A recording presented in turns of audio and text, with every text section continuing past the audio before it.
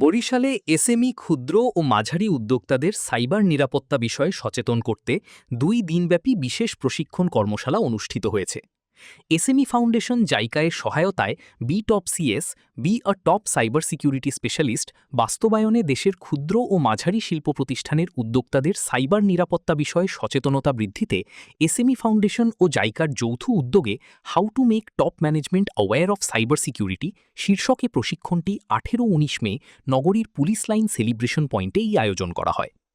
উক্ত কর্মশালায় অংশগ্রহণকারীদের সাইবার হুমকির বর্তমান চিত্র, কর্পোরেট পর্যায়ে সাইবার ঝুঁকি ব্যবস্থাপনা, তথ্য নিরাপত্তা নীতিমালা প্রণয়ন এবং শীর্ষ ব্যবস্থাপনার কার্যকর ভূমিকা সম্পর্কে বিস্তারিত ধারণা দেওয়া হয়। বিশেষজ্ঞ প্রশিক্ষকরা বাস্তব উদাহরণ ও কেস স্টাডির মাধ্যমে বিষয়গুলো উপস্থাপন করেন।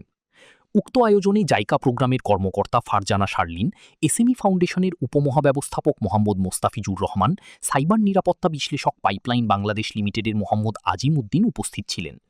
আয়োজকরা জানান, ডিজিটাল যুগে প্রতিষ্ঠানের নিরাপত্তা নিশ্চিত করতে শীর্ষ পর্যায়ের সিদ্ধান্ত গ্রহণকারীদের সাইবার নিরাপত্তা সম্পর্কে সচেতনতা ও দক্ষতা বৃদ্ধি অত্যন্ত জরুরি।